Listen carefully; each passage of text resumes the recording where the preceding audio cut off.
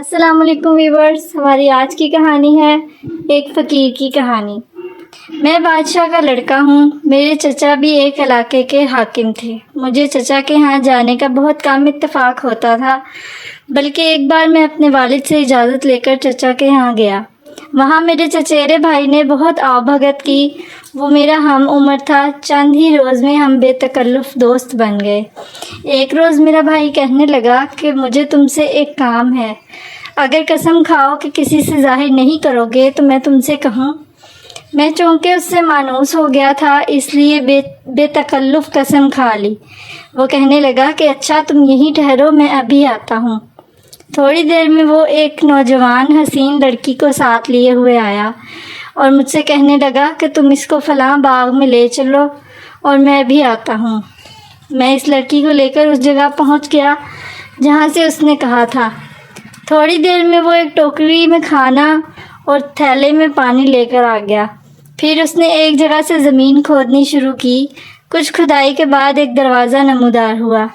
میرا چچیرا بھائی اور وہ لڑکی اپنے سامان کے ساتھ چلے گئے اور فوراً دروازہ بند کر لیا اور مجھ سے کہہ دیا کہ مٹی ڈال کر اوپر سے برابر کر دو۔ میں نے آوازیں بھی دیں لیکن انہوں نے کوئی جواب نہیں دیا۔ میں اپنی قسم سے مجبور تھا، مٹی برابر کر کے گھر واپس آ گیا، لیکن طبیعت پریشان تھی۔ چچا شکار کھیلنے باہر گئے ہوئے تھے۔ میں نے ان کی واپسی کا بھی انتظار نہیں کیا اور شکار گاہ ہی میں ان کو اطلاع کرا کے خود اپنے وطن کی طرف واپس چلا گیا۔ میں جب شہر کے قریب پہنچا تو معلوم ہوا کہ میرے والد کا انتقال ہو چکا ہے اور نمک حرام وزیر نے ملک و مال پر قبضہ کر لیا ہے۔ جیسے ہی میں شہر میں داخل ہوا، سپاہیوں نے مجھے گرفتار کر لیا اور نمک حرام وزیر کے پاس لے گئے۔ وزیر مجھ سے پہلے ہی بہت ناراض تھا، کیونکہ ایک مرتبہ بچپن میں میرے ہاتھ سے اس کی آنکھ میں غلیل لگ گئی جس سے اس کی ایک آنکھ جاتی رہی تھی۔ اب اس کو انتقام کا موقع مل گیا۔ مجھے دیکھتے ہی غصے میں بھرا ہوا اور میری آنکھ میں انگلی ڈال کر آنکھ باہر نکال لی۔ پھر ایک شخص کو حکم دیا کہ اس کو لے جا کر قتل کر دو۔ وہ شخص میرے باپ کا وفادار تھا۔ شہر سے باہر لا کر اس نے مجھے چھوڑ دیا اور کہہ دیا کہ آپ ادھر نہ آئیے ورنہ میری اور آپ کی زندگی کی خیر نہیں۔ میں وہاں سے بھاگ کر چچا کے پاس آیا اور سب حال سنایا۔ میرے چچا اپنے لڑکے کی گمشدگی سے پہلے ہی غمگین تھے۔ میری مصیبت دیکھ کر اور پریشان ہوئے۔ اس وقت میں نے یہ مناسب سمجھا کہ انہیں اپنے چچا زاد بھائی کا اصل قصہ بتا دوں تاکہ ان کو کچھ تسلی ہو۔ چنانچہ اس مجبوری پر میں نے اپنی قسم چھوڑ دی اور سب واقعہ چچا سے بیان کر دیا۔ چچا اس وقت میرے ساتھ باغ میں گئے اور زمین کھدوا کر اس تہہ خانے میں داخل ہوئے۔ وہاں جا کر کیا دیکھتے ہیں کہ میرا چچا زاد بھائی اور وہ لڑکی ہم آگوش لیٹے ہیں۔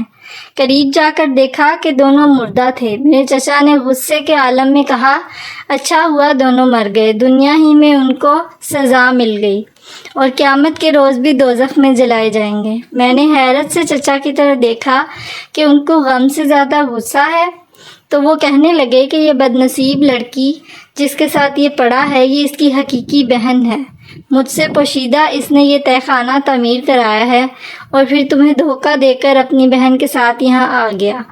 اس کے بعد ہم وہاں سے واپس چلے آئے۔ ابھی چند روز بھی آرام سے نہ رہنے پائے تھے کہ وہی نمک حرام وزیر فوج جمع کر کے میرے چچا کے ملک پر بھی چڑھ آیا۔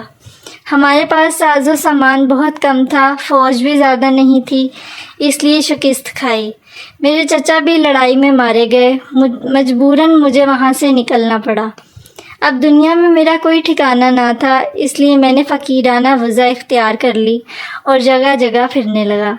اسی کے ساتھ ہماری آج کی کہانی ختم ہوئی۔